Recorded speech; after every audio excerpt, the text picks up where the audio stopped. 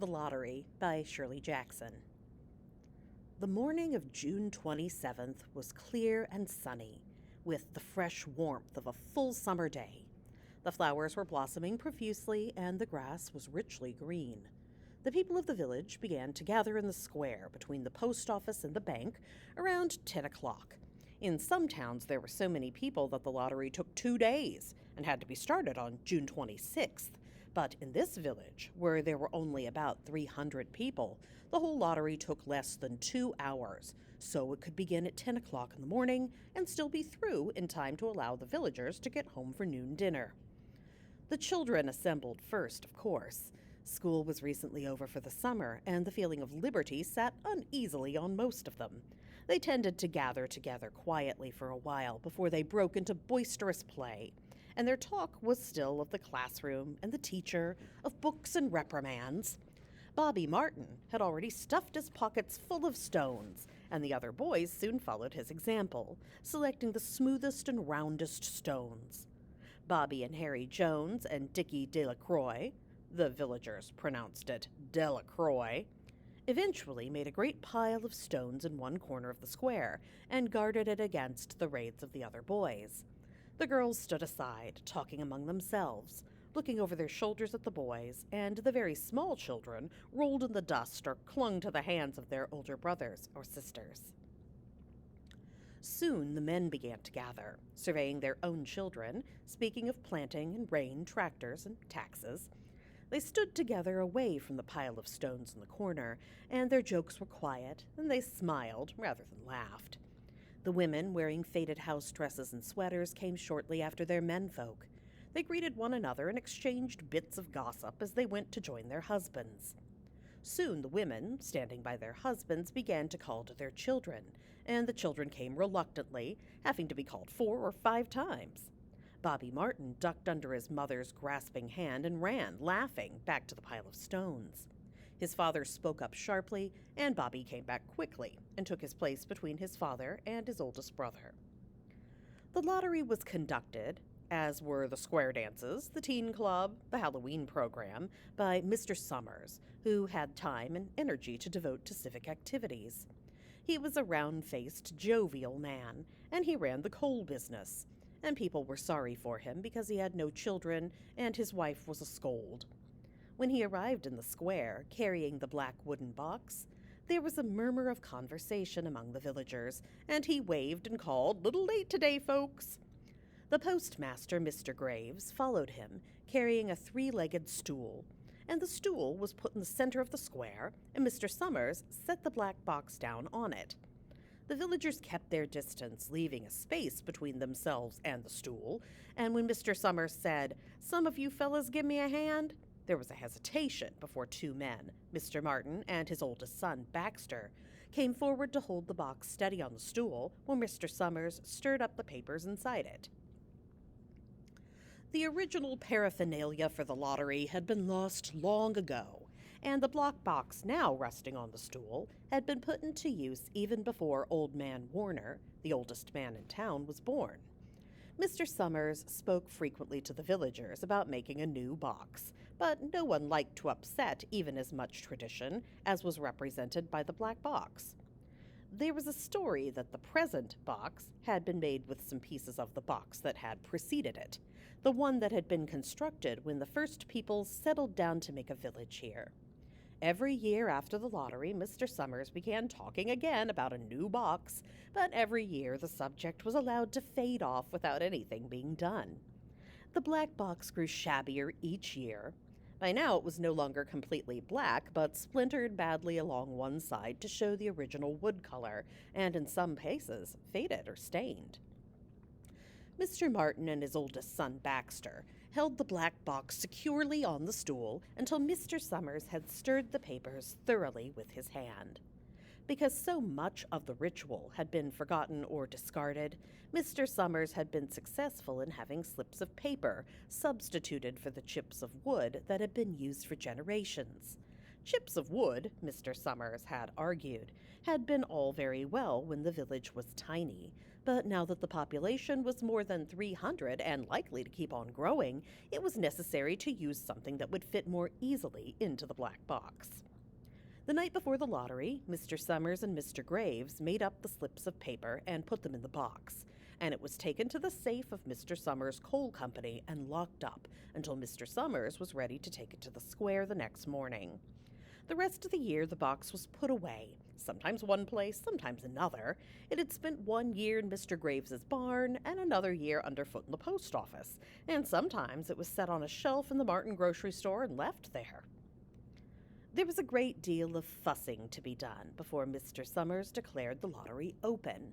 There were the lists to make up of heads of families, heads of households in each family, members of each household in each family.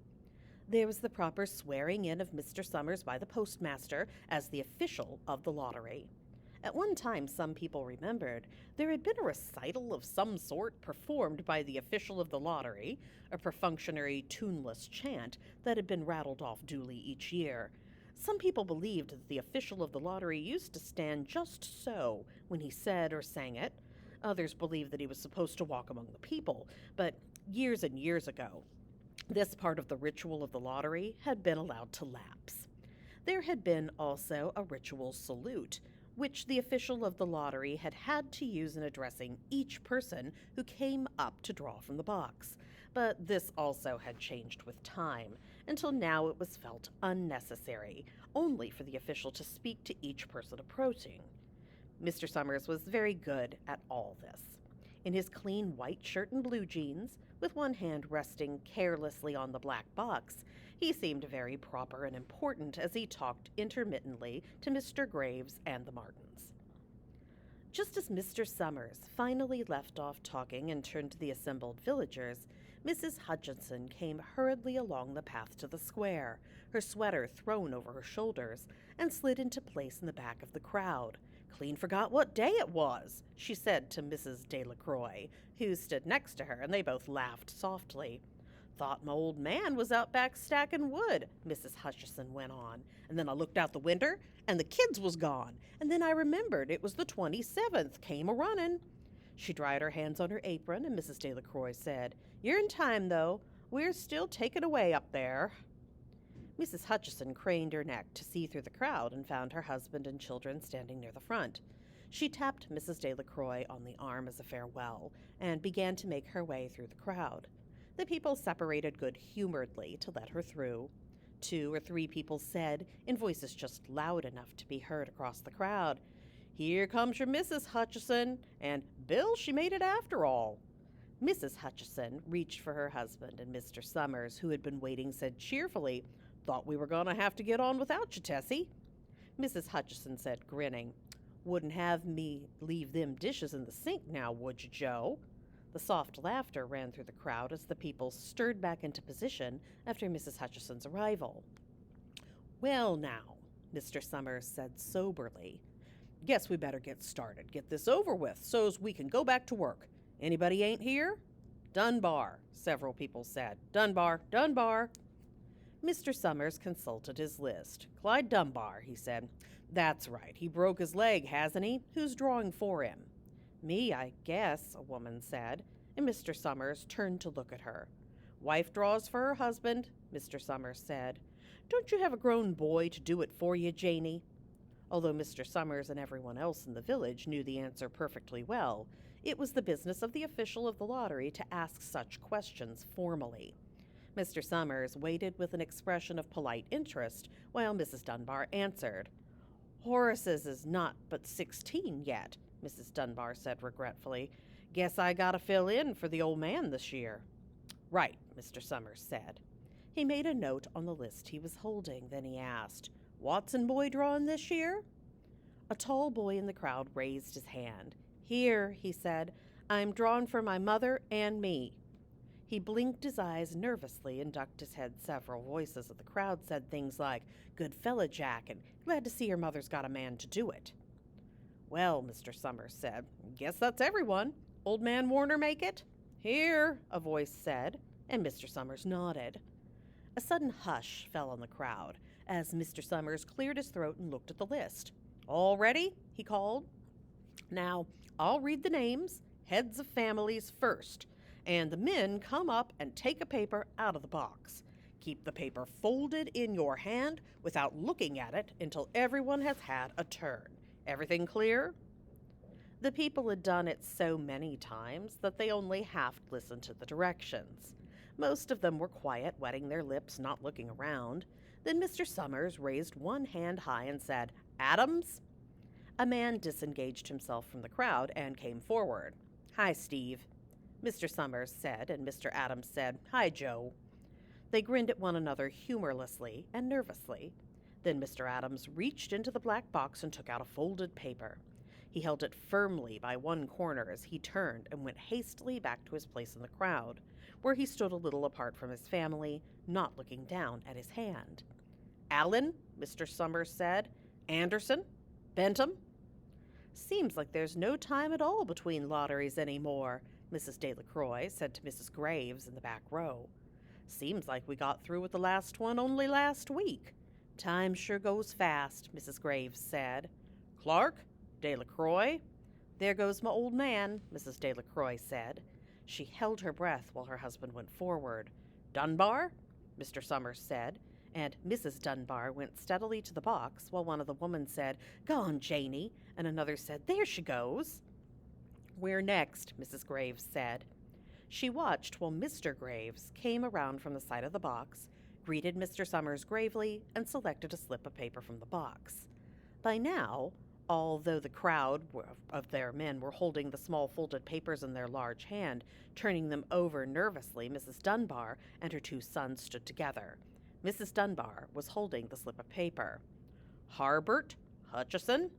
"Get up there, Bill," Mrs. Hutchison said, and the people near her laughed. "Jones?" "They do say," Mr. Adams said to Old Man Warner, who stood next to him, "that over in the North Village they're talking of giving up the lottery." Old Man Warner snorted. "Pack of crazy fools," he said. "Listening to the young folks. Nothing's good enough for 'em. Next thing you know, they'll be wanting to go back to living in caves, nobody work anymore. Live that way for a while. Used to be a saying about lottery in June, corn be heavy soon. First thing you know, we'd all be eating stewed chickweed and acorns. There's always been a lottery," he added petulantly. "Bad enough to see young Joe Summers up there joking with everybody." "Some places have already quit lotteries," Mrs. Adams said. "Nothing but trouble in that," Old Man Warner said stoutly. "Pack of young fools." "Martin?" And Bobby Martin watched his father go forward. "Overdyke, Percy." "I wish they'd hurry," Mrs. Dunbar said to her older son. "I wish they'd hurry." "They're almost through," her son said. "You get ready to run tell Dad," Mrs. Dunbar said.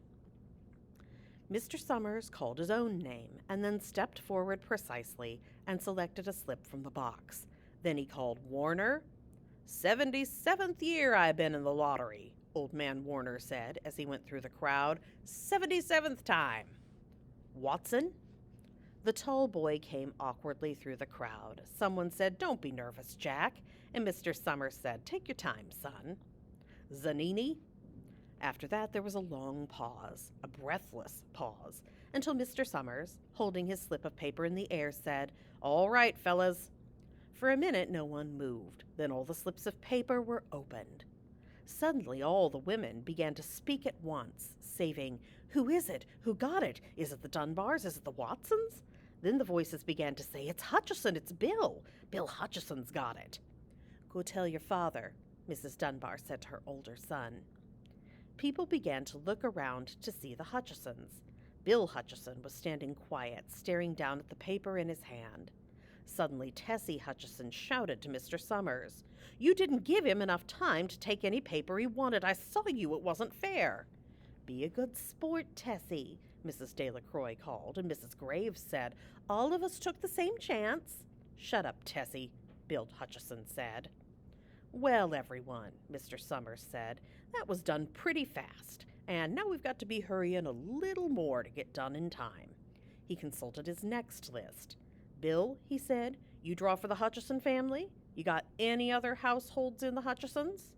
"There's Don and Eva," Mrs. Hutchison yelled. "Make them take their chance." Daughters draw with their husbands' families, Tessie, Mr. Summers said gently. You know that as well as anyone else. It wasn't fair, Tessie said. I guess not, Joe, Bill Hutchison said regretfully. My daughter draws with her husband's family. That's only fair. And I've got no other family except the kids. Then as far as drawing for families is concerned, it's you, Mr. Summers said in explanation.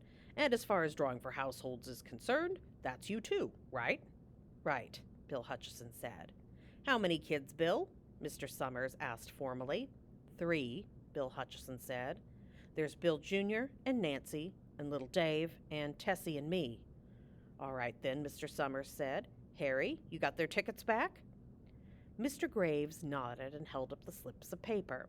Put 'em in the box then, Mr. Summers directed. Take Bill's and put it in. I think we ought to start over, Mrs. Hutchison said as quietly as she could. I tell you, it wasn't fair you didn't give him enough time to choose. Everybody saw that. Mr. Graves had selected the 5 slips and put them in the box. Then he dropped all the papers but those onto the ground where the breeze caught them and lifted them off. Listen, everybody, Mrs. Hutchison was saying to the people around her. Ready, Bill? Mr. Summers asked, and Bill Hutchison, with one quick glance around at his wife and children, nodded. Remember, Mr. Summers said, take the slips and keep them folded until each person has taken one. Harry, you help little Dave. Mr. Graves took the hand of the little boy, who came willingly with him up to the box. Take a paper out of the box, Davy, Mr. Summers said. Davy put his hand into the box and laughed. Take just one paper, Mr. Summers said. Harry, you hold it for him. Mr. Graves took the child's hand and removed the folded paper from the tight fist and held it, while little Dave stood next to him and looked up at him wonderingly. Nancy next, Mr. Summers said. Nancy was 12, and her school friends breathed heavily as she went forward, switching her skirt, and took a slip daintily from the box. Bill Jr., Mr. Summers said. And Billy, his face red and his feet overlarge, near knocked the box over as he got the paper out. Tessie, Mr. Summers said. She hesitated for a minute, looking around defiantly, then set her lips and went up to the box. She snatched a paper out and held it behind her. Bill, Mr. Summers said, and Bill Hutchison reached into the box and felt around, bringing his hand out at last with the slip of paper in it. The crowd was quiet. A girl whispered, I hope it's not Nancy, and the sound of the whisper reached the edges of the crowd. It's not the way it used to be, Old Man Warner said clearly. People ain't the way they used to be. All right, Mr. Summers said. Open the papers. Harry, you open little Dave's. Mr. Graves opened the slip of paper, and there was a general sigh through the crowd as he held it up, and everyone could see that it was blank. Nancy and Bill Jr. opened theirs at the same time, and both beamed and laughed, turning around to the crowd and holding their slips of paper above their heads. Tessie, Mr. Summers said. There was a pause, and then Mr. Summers looked at Bill Hutchison, and Bill unfolded his paper and showed it. It was blank. It's Tessie, Mr. Summers said, and his voice was hushed. Show us her paper, Bill. Bill Hutchison went over to his wife and forced the slip of paper out of her hand. It had a black spot on it. The black spot Mr. Summers had made the night before with the heavy pencil in the coal company's office. Bill Hutchison held it up, and there was a stir in the crowd. All right, folks, Mr. Summers said, let's finish quickly. Although the villagers had forgotten the ritual and lost the original black box, they still remembered to use stones. The pile of stones the boys had made earlier was ready. There were stones on the ground with the blowing scraps of paper that had come out of the box. Delacroix selected a stone so large she had to pick it up with both hands and turned to Mrs. Dunbar. Come on, she said, hurry up. Mr. Dunbar had small stones in both hands, and she said, gasping for breath, I can't run at all. You'll have to go ahead and I'll catch up with you. The children had stones already, and someone gave little Davy Hutchison a few pebbles. Tessie Hutchison was in the center of the cleared space by now, and she held her hands out desperately as the villagers moved in on her. It isn't fair, she said. A stone hit her on the side of the head. Old Man Warner was saying, come on, everyone. Steve Adams was in the front of the villagers, with Mrs. Graves behind him. "It isn't fair, it isn't right," Mrs. Hutchison screamed, and then they were upon her.